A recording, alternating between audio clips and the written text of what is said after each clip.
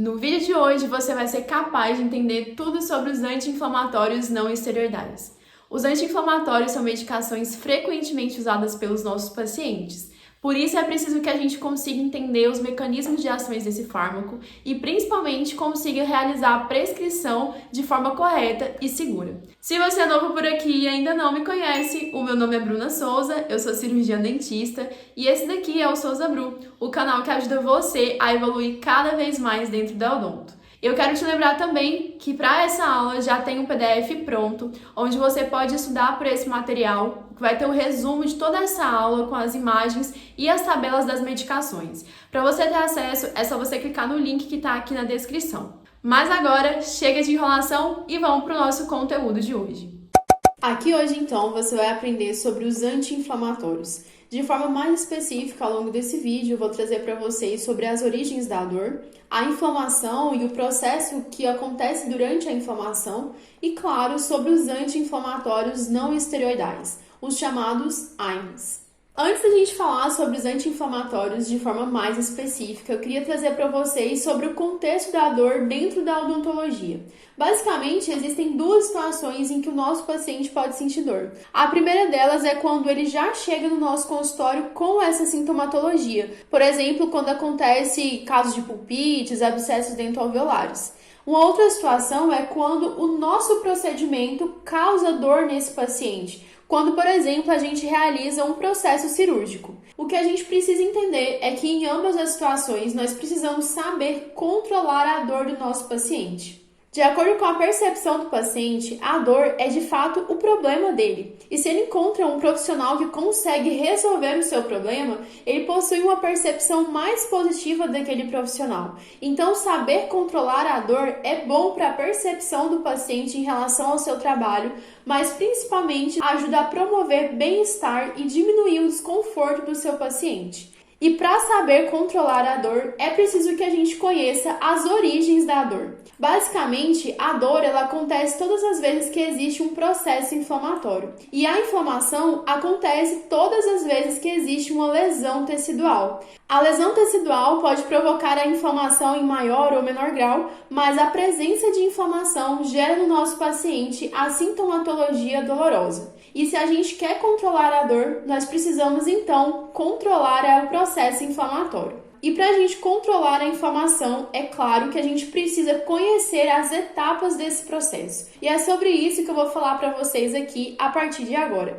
De forma resumida, a inflamação acontece quando nós temos uma lesão tecidual. Essa lesão tecidual acaba promovendo a formação de algumas citocinas pró-inflamatórias. A presença dessas citocinas estimulam algumas enzimas, como por exemplo a fosfolipase A2. A fosfolipase A2 é uma enzima que atua quebrando o fosfolipídio da membrana celular. Eu não sei se você se lembra, mas a camada celular é formada por uma bicamada de fosfolipídio. Ele sofre a atuação da fosfolipase A2 e quando ele é quebrado por essa enzima, é formado um outro composto, o ácido araquidônico. Eu trouxe aqui essa outra imagem para que vocês entendam localmente aonde está acontecendo esses eventos. Basicamente, a fosfolipase A2 está atuando no fosfolipídio aqui na membrana celular e esse ácido araquidônico ele então é formado e cai no citoplasma da célula. No citoplasma da célula, o ácido araquidônico vai interagir com várias substâncias, entre elas algumas enzimas. E entre essas enzimas, a principal delas é a chamada ciclooxigenase, a COX. A COX é uma enzima. Eu não sei se você se lembra, mas enzimas são proteínas. E proteínas possuem uma organização tridimensional e alguns sítios de ativação. A COX possui ainda duas isoformas, duas organizações tridimensionais com seus respectivos sítios ativos. Nós temos então a isoforma COX-1 e a COX-2. A COX-1 e a COX-2 são enzimas tridimensionais semelhantes entre si, mas também possuem sítios ativos diferentes e principalmente possuem funções diferentes. Para que você tenha uma ideia, a COX-1 é uma enzima protetora e fisiológica e está relacionada com o bom funcionamento dos rins, ela ajuda na filtração renal, ela está relacionada também com o bom funcionamento do intestino e está relacionada com a formação do muco protetor da parede do estômago. Esse muco protetor do estômago protege a parede do estômago do suco gástrico, por exemplo.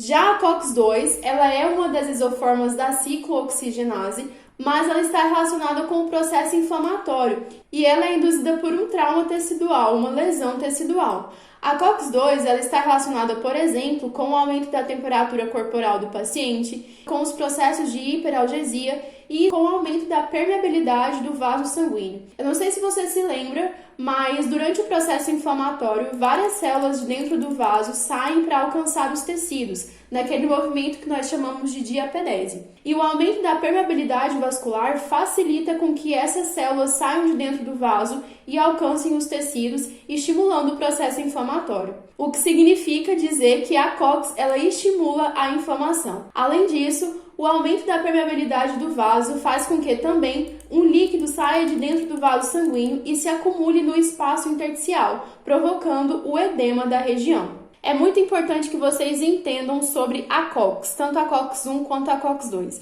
É preciso que vocês entendam que elas são enzimas parecidas, mas que possuem funções diferentes. Por que entender isso é importante? Porque os medicamentos que eu vou falar ao longo desse vídeo para vocês vão atuar exatamente sobre essas duas enzimas. Entendido isso, vamos voltar então aqui para o nosso ciclo da inflamação. Uma vez que o ácido araquidônico foi formado lá dentro do citoplasma, a ciclooxigenase, tanto a COX-1 quanto a COX-2, vai atuar sobre esse ácido araquidônico lá dentro do citoplasma da célula. E quando a COX, que é essa enzima, atua sobre o ácido araquidônico, alguns produtos vão ser formados, como por exemplo as prostaglandinas. Aqui eu queria deixar claro que existem prostaglandinas de várias naturezas, inclusive prostaglandinas que são positivas, prostaglandinas que atuam ali no processo fisiológico do nosso organismo. Entretanto, aqui nesse contexto, eu quero dar atenção para as prostaglandinas que estão relacionadas com os processos dolorosos. Então, as prostaglandinas que são formadas aqui nesse ciclo, elas causam a dor no nosso paciente. Com a formação desses compostos, após a atuação da ciclooxigenase sobre o ácido araquidônico, nós começamos a ter os primeiros sinais da inflamação, onde nós temos, por exemplo, o sinal de dor.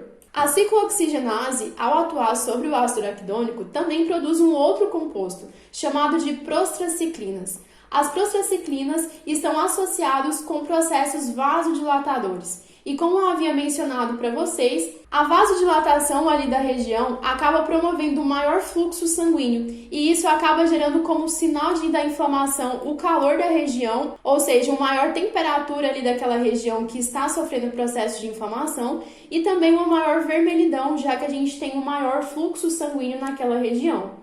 Além disso, a vasodilatação permite que líquido de dentro do vaso sanguíneo seja acumulado no espaço intersticial. Então, um outro sinal da inflamação que nós temos nesse momento é o sinal de edema.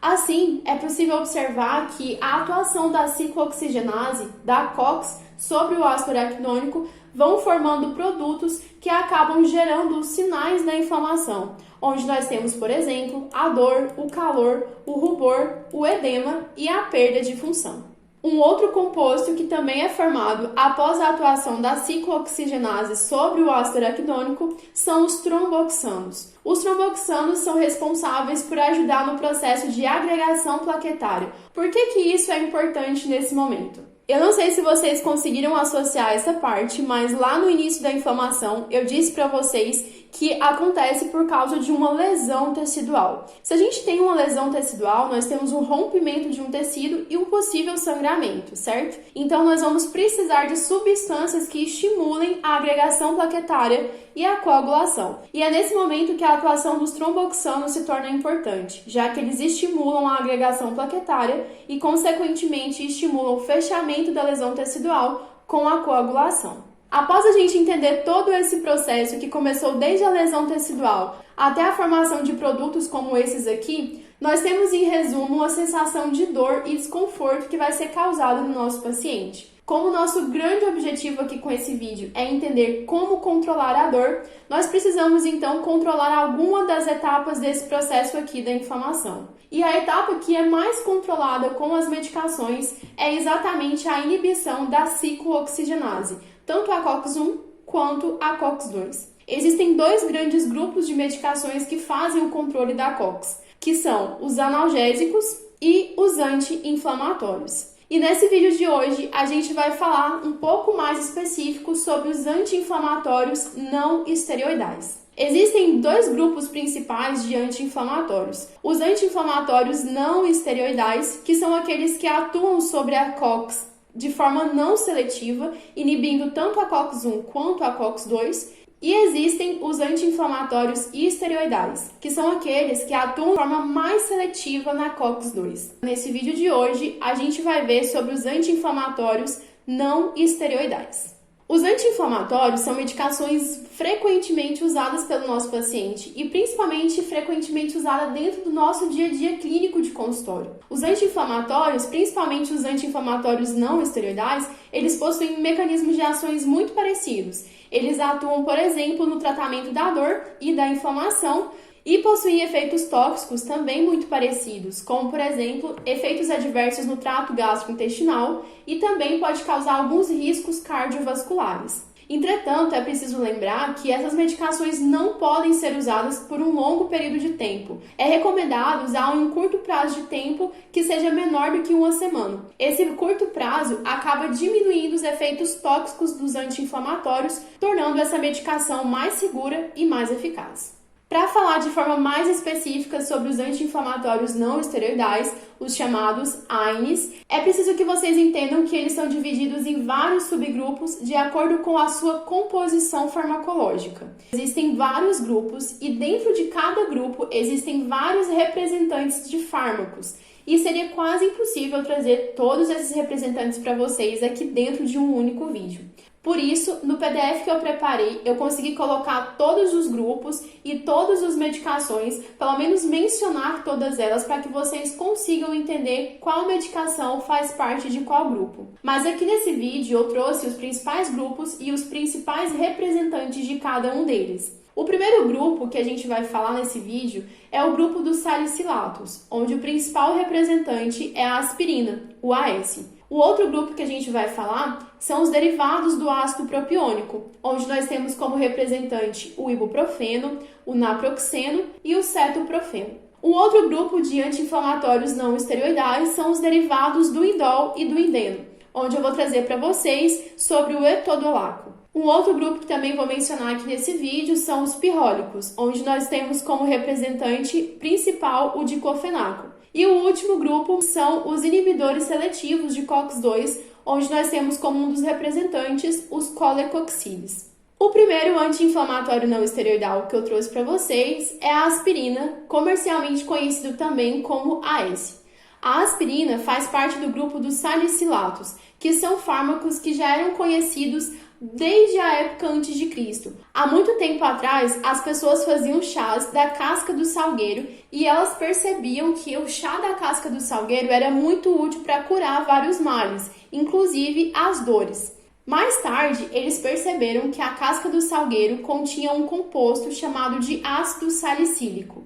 E depois, a indústria farmacêutica acabou sintetizando o ácido salicílico, formando um outro composto conhecido como ácido acetil salicílico, o famoso AS, ou também conhecido como aspirina. A aspirina, então, se tornou um protótipo dos anti-inflamatórios não esteroidais, porque ela foi o primeiro anti-inflamatório não esteroidal descoberto. Por isso, ela se tornou um protótipo e um padrão referência. Todos os anti-inflamatórios que surgiram após a aspirina são comparados com a aspirina. A gente pode falar, por exemplo, que o ibuprofeno, que é um outro anti-inflamatório não esteroidal, tem um efeito tóxico menor. Menor em relação a quem? Menor em relação à aspirina, porque a aspirina sempre é o padrão de referência para os anti-inflamatórios não esteroidais, já que ela foi o primeiro fármaco a ser descoberto desse grupo. Sobre o mecanismo de ação, a aspirina atua como analgésico, ou seja, ela consegue reduzir a sensibilidade dolorosa do paciente. Ela também atua como anti-inflamatório, reduzindo todos os sinais da inflamação, dor, calor, rubor, edema e perda de função. Atua também como antipirético, ajudando a reduzir a temperatura corporal do paciente. E atua como antiagregante plaquetário. O mecanismo de ação da aspirina é inibir a ciclooxigenase. Ao inibir a ciclooxigenase, a gente não tem mais a atuação dessa enzima sobre o ácido araquidônico e, consequentemente, a gente não tem mais a formação daqueles subprodutos que causam a dor, por exemplo, e que causam calor, rubor e edema. Assim, a gente tem a redução significativa de todos os sinais da inflamação e esses efeitos aqui que eu mencionei para vocês. Alguns estudos e marcadores de aspirina também perceberam que a aspirina inibe a migração celular. Eu não sei se você se lembra, mas durante o processo inflamatório, várias células migram de dentro do vaso sanguíneo para o tecido. E foi comprovado que a aspirina ela dificulta a migração celular e, consequentemente, isso reduz um pouco do processo inflamatório.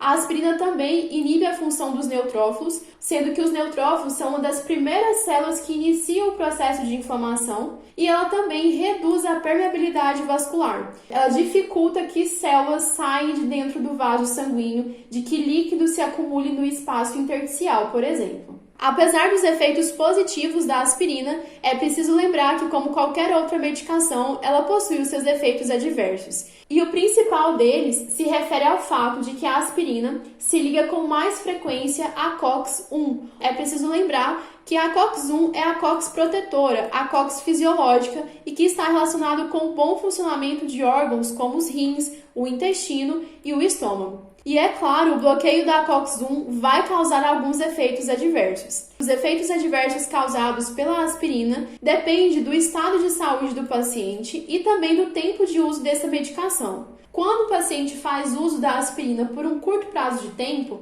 menos do que 10 dias, nós vamos ter efeitos adversos mais brandos, como, por exemplo, a sensação de náusea e alguns sangramentos leves. Eu não sei se você se lembra, mas com a inibição da COX, a gente tem a inibição de toda essa cascata, inclusive de tromboxanos, que são responsáveis pela agregação plaquetária. E se a gente tem a inibição da agregação plaquetária, isso favorece os sangramentos. Por isso que com o uso da aspirina, a gente pode ter sim esse quadro de sangramentos leves. Nos casos em que o paciente faz uso prolongado da medicação, nós vamos ter efeitos adversos um pouco mais acentuados, como, por exemplo, problemas no trato gastrointestinal. Como eu havia mencionado para vocês, a aspirina ela bloqueia com muito mais afinidade a COX-1 do que a COX-2 e, consequentemente, ela inibe algumas funções fisiológicas que acontecem no intestino e no estômago, por exemplo. Isso pode causar problemas gastrointestinais. Além disso, o uso prolongado da aspirina também provoca efeitos antiplaquetários. E sobre os efeitos antiplaquetários da aspirina, eu queria abrir um parêntese, porque existem muitos pacientes que são cardiopatas e fazem uso dessa medicação como uma medicação cardioprotetora. Eu queria abrir esse parêntese para que você possa entender um pouquinho mais dessa ação da aspirina. Basicamente, nós temos no nosso sangue uma célula chamada de plaqueta. A plaqueta, como qualquer outra célula, possui uma membrana celular, entretanto, ela não possui núcleo, ou seja, ela é uma célula anucleada. Da mesma forma que a plaqueta foi produzida lá no seu centro de produção, ela passa toda a sua vida somente com aqueles compostos. Como ela não tem núcleo, ela não tem capacidade de sintetizar novos produtos, principalmente proteínas e enzimas. O que você precisa entender é que durante o processo inflamatório, assim como qualquer outra célula, a plaqueta, que possui uma membrana celular, pode sofrer a ação da fosfolipase A2. E quando a fosfolipase A2 atua sobre os fosfolipídios da membrana da plaqueta, vai ser formado o ácido araquidônico. E lá dentro da plaqueta também tem a COX que atua sobre esse ácido araquidônico. E aqui vão ser formados subprodutos, assim como nas outras células, onde nós temos, por exemplo, as prostaglandinas, prostraciclinas e os tromboxanos. Lembrando que os tromboxanos, eles são responsáveis pela agregação plaquetária. Entretanto, com a ação da aspirina, que é a medicação que bloqueia a COX, nós temos todo esse ciclo bloqueado, ocorre também a inibição dos tromboxanos e, consequentemente, a inibição da agregação plaquetária. Mas eu preciso que vocês pensem comigo sobre uma questão. Todos os outros anti-inflamatórios não esteroidais, assim como a aspirina, inibem a COX e inibem, consequentemente, os tromboxanos e a agregação plaquetária. Entretanto, a gente nunca ouve falar, por exemplo, que o ibuprofeno, a nimesulida, outros anti-inflamatórios têm essa ação de antiagregante plaquetário. Por que as outras medicações que possuem o mesmo mecanismo do AS não são usadas como antiagregante plaquetário? Isso acontece, gente, porque a aspirina, diferente de todos os outros anti-inflamatórios não esteroidais, inibem a COX de forma irreversível. Isso significa dizer que uma vez que a aspirina se ligou no sítio ativo dessa enzima, ela nunca mais vai ter a sua função reestabelecida. A única forma, então, da gente conseguir voltar esse ciclo é formando novas COX, é produzindo novas enzimas. Associado ao fato do AS inibir a COX de forma irreversível, nós temos também o fato da plaqueta ser uma célula anucleada, assim como eu tinha mencionado para vocês. E se ela é uma célula anucleada, ela não consegue mais produzir COX, ela não consegue mais sintetizar enzimas e proteínas. O que significa dizer que a plaqueta fica inibida durante todo o seu período de vida, que é por volta ali de uns 10 dias. E todo esse ciclo ele só volta depois que novas plaquetas são formadas para que a gente tenha novas COX para formar novos tromboxanos e estimular a agregação plaquetária novamente. Por isso, a aspirina tem um efeito antiplaquetário muito significativo, onde nós temos um aumento do tempo de sangramento e também um aumento no risco de hemorragias após cirurgias. Então, nós, como cirurgiões dentistas, precisamos ter mais atenção com os pacientes que fazem tratamento prolongado com o AS, com a aspirina. Porque se a gente intervir de forma cirúrgica em um paciente que já usa esse tipo de anticoagulante, nós podemos ter um maior risco de sangramento e risco de hemorragias durante as nossas cirurgias. É preciso, então, que exista uma comunicação nossa com o médico cardiologista desses pacientes para que a gente consiga realizar procedimentos mais eficazes e seguros. Existem também algumas contraindicações associadas a esses efeitos adversos. Por exemplo, a aspirina ela não é tão indicada para pacientes que já possuem úlcera gástrica. Como eu havia mencionado para vocês, a aspirina inibe mais fortemente a COX-1 e todo o trato gastrointestinal vai ter alguma alteração.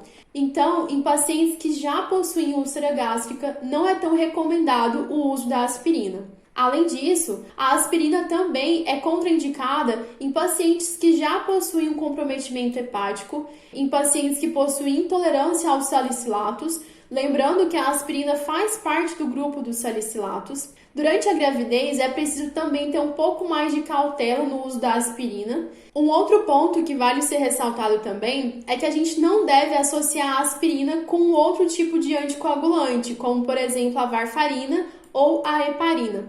Como eu acabei de mencionar para vocês, a aspirina ela é um anti-inflamatório que possui um efeito anticoagulante significativo. E se a gente associa a aspirina com um outro anticoagulante, nós podemos ter esse efeito exacerbado. E uma outra contraindicação que vale ser mencionada também é a associação da aspirina com o uso do álcool. Agora que a gente já viu sobre a aspirina, que é o principal representante do grupo dos salicilatos, vamos entender um pouco sobre os derivados do ácido propiônico. E o primeiro medicamento que eu trouxe desse grupo para vocês é o ibuprofeno. O ibuprofeno, assim como os outros medicamentos do grupo dos derivados do ácido propiônico, foram criados como alternativas para a aspirina. Alguns estudos mostraram que os efeitos colaterais da aspirina eram muito severos, então a indústria farmacêutica começou a criar outras medicações para que pudesse ser uma alternativa para a aspirina. O ibuprofeno possui um mecanismo de ação muito semelhante ao da aspirina.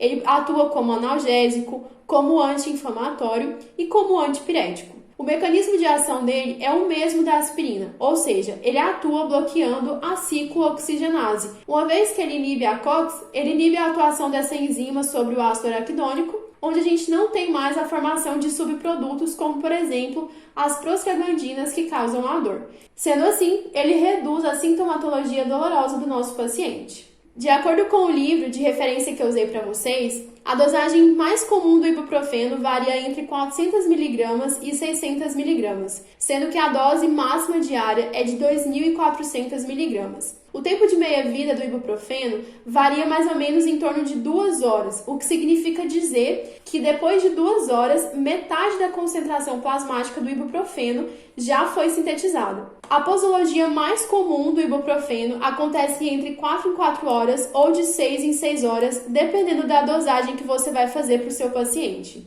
O ibuprofeno fica atrás somente do paracetamol para funcionar como um antipirético pediátrico. Ele é o segundo medicamento de escolha para ser um antipirético pediátrico. Além disso, o ibuprofeno é indicado no pré-operatório ou logo após a cirurgia para retardar a dor do nosso paciente. Outras indicações comuns do ibuprofeno e de todas as medicações que fazem parte do mesmo grupo dele é dor de cabeça, indicado para febre, indicado para dismenorreia, que são as cólicas menstruais, indicados para dor pós-operatórias e dores musculoesqueléticas. Agora que a gente já falou do ibuprofeno, uma outra medicação que também faz parte dos derivados do ácido propiônico é o naproxeno. O naproxeno possui como nome comum do mercado o Flanax. O naproxeno, assim como o ibuprofeno, como eles fazem parte do mesmo grupo de medicações, ele também foi criado como uma alternativa para a aspirina. Também atua como analgésico, como anti-inflamatório e como antipirético. E possui o mesmo mecanismo de ação tanto da aspirina como do ibuprofeno. Ele bloqueia a ciclooxigenase. E ao bloquear a ciclooxigenase, ele bloqueia a produção e formação de prostaglandinas que estão associadas com a sintomatologia dolorosa. Além disso, o naproxeno ele também reduz a atividade leucocitária e ele bloqueia com mais eficácia a COX-1, o que significa que ele também possui efeitos adversos e colaterais um pouco mais acentuados. Segundo o livro de referência, que é o livro de farmacologia para dentistas, a dosagem mais comum do naproxeno varia entre 440 mg e 550 mg, sendo que a dose máxima diária é de 1.375. O tempo de meia-vida dessa medicação é de 15 horas e a posologia pode ser de 8 em 8 horas ou de 12 em 12, dependendo da quantidade de medicação que você vai receitar para o seu paciente. O naproxeno é indicado para dores de cabeça, febre, dismenorreia, dor pós-operatória e dores musculoesqueléticas e são contraindicados em casos de pacientes que possuem asma, rinite, que já possui úlcera gástrica, lembrando que o naproxeno ele tem mais seletividade com a COX-1, o que significa dizer que a parede do estômago ele é menos protegido na ausência dessa enzima.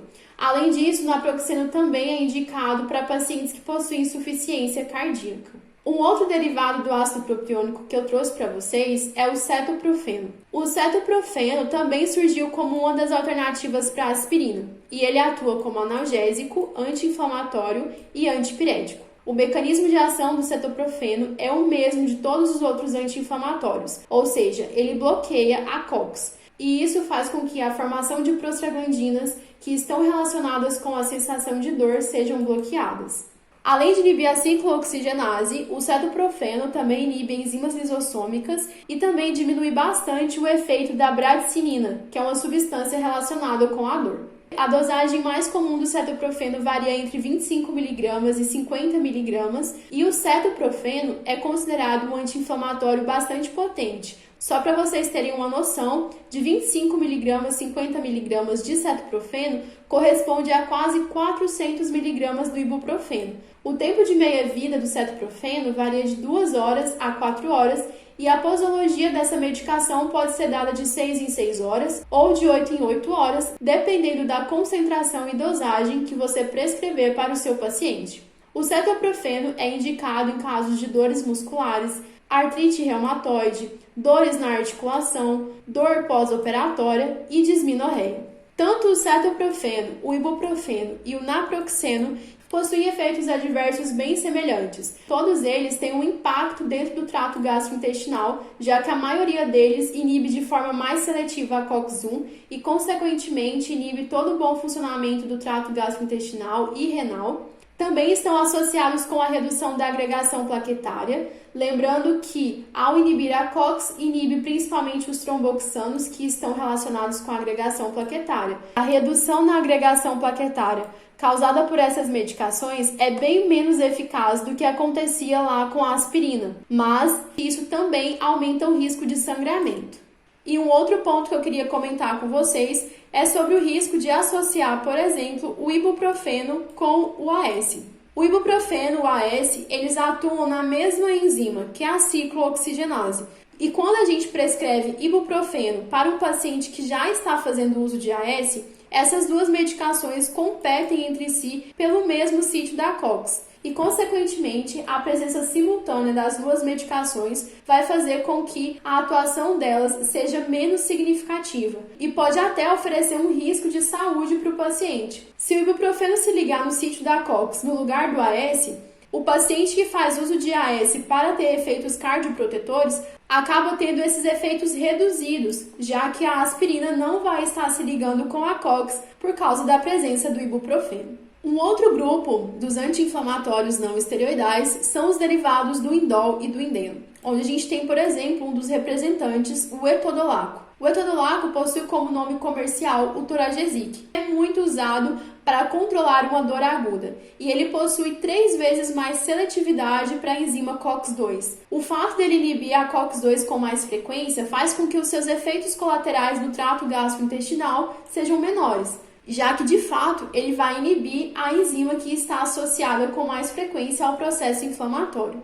Um outro ponto vantajoso sobre o Toragesic é que ele possui um efeito muito rápido, fazendo efeito após apenas 30 minutos de ingestão da medicação. Segundo o livro de referência que eu usei para trazer essa aula para vocês, a dosagem do Toragesic mais comum é de 200 mg a 400 mg, sendo que a dose máxima diária é de 1.200 mg. O tempo de meia-vida dessa medicação é de 7 horas e a posologia mais comum é usar essa medicação de 6 em 6 horas ou de 8 em 8 horas. O outro grupo de anti-inflamatórios não esteroidal são o grupo dos pirrólicos, onde nós temos, por exemplo, o diclofenaco. O diclofenaco é um anti-inflamatório não esteroidal muito versátil. Pode ser utilizado na forma de comprimido, mas também está disponível para uso tópico, na forma de gel, adesivo e até colírio. O diclofenaco ele possui 3 vezes mais seletividade para COX-2 e, por isso, possui menor efeito colateral no trato gastrointestinal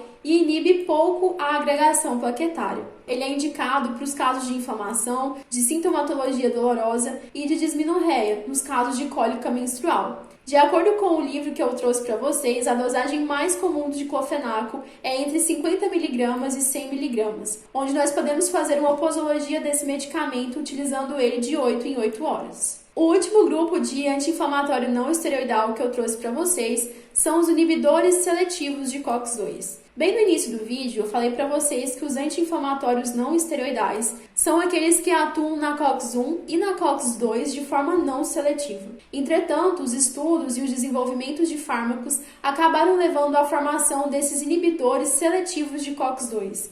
Isso não significa dizer que esse grupo de medicamentos não atua na COX-1, ele apenas atua de forma mais seletiva na COX-2. Por isso, apesar de atuarem de forma muito mais seletiva na COX-2, eles ainda se enquadram dentro do grupo dos anti-inflamatórios não esteroidais, porque também atuam na COX-1. Dentro desse grupo, um dos representantes que eu trouxe para vocês são os colecoxibes. Os colecoxibes são anti-inflamatórios não esteroidais que inibem de forma altamente seletiva a COX-2. Eles são indicados para tratamentos mais prolongados e para dores crônicas, como acontece, por exemplo, no caso de artrite reumatoide e de osteoartrite. Os efeitos positivos e adversos continuam sendo muito semelhantes aos anti-inflamatórios que são menos seletivos de COX-2. Entretanto, os colecoxibes, eles possuem uma analgesia mais lenta, se comparado, por exemplo, ao ibuprofeno. O que significa dizer que quando o paciente toma essa medicação, demora mais tempo para ter um efeito no organismo dele. O ponto positivo dos colecoxibes é que eles inibem de forma mais seletiva a COX-2 e, consequentemente, os efeitos no trato gastrointestinal e na agregação plaquetária acabam sendo menores. De acordo com o livro referência, a dosagem mais comum dos colecoxibes varia entre 200 mg e 400 mg, sendo que o tempo de meia-vida dessas medicações varia entre 10 e 12 horas e a posologia mais comum é prescrever essa medicação de 12 em 12 horas. Os colecoxibes são indicados para a presença de pólipos adenomatosos e para condições artríticas, que são condições de dores crônicas como a artrite reumatoide. Entretanto, os colecoxibes são contraindicados em casos de pacientes que já possuem doença cardiovascular, pacientes que usam AS, pacientes que possuem úlcera gástrica, que possuem asma ou que possuem alguma alergia a sulfonamidas, que é um dos compostos que fazem parte da formação dessas medicações. De forma geral, é preciso que a gente entenda que os anti-inflamatórios não esteroidais possuem alguma implicação na odontologia, e eles podem ser usados basicamente em duas situações. Podem ser usadas a dor associada a processos patológicos, em casos de pulpite ou abscesso dentoalveolar, por exemplo, ou também podem ser usados em casos de dor pós-operatória, que é quando a gente intervém nesse paciente e a gente precisa controlar com alguma medicação. Podemos fazer uso dos anti-inflamatórios não esteroidais. Para a dor pós-operatória, o ibuprofeno e o naproxeno são medicações comumente recomendadas dentro do contexto da odontologia. Eles devem ser usados por poucos dias para ter menores efeitos no trato gastrointestinal. Um outro ponto positivo deles é que ele possui um custo baixo e ele possui um efeito muito eficaz. Entretanto, dentro do contexto da odontologia, os anti-inflamatórios que são mais seletivos para COX-2, como por exemplo os colecoxibes, eles são pouco usados dentro do contexto da odontologia. Primeiro porque eles possuem um efeito mais lento, segundo porque o custo dessas medicações costumam ser mais altos e também eles possuem várias contraindicações, o que diminui o leque de atuação dessa medicação. Os livros que eu usei como referência para trazer essa aula para vocês foi o livro de protocolos clínicos em urgências odontológicas, mas principalmente esse livro aqui, que eu recomendo muito que vocês leiam, que é o livro de farmacologia e terapêutica para dentistas.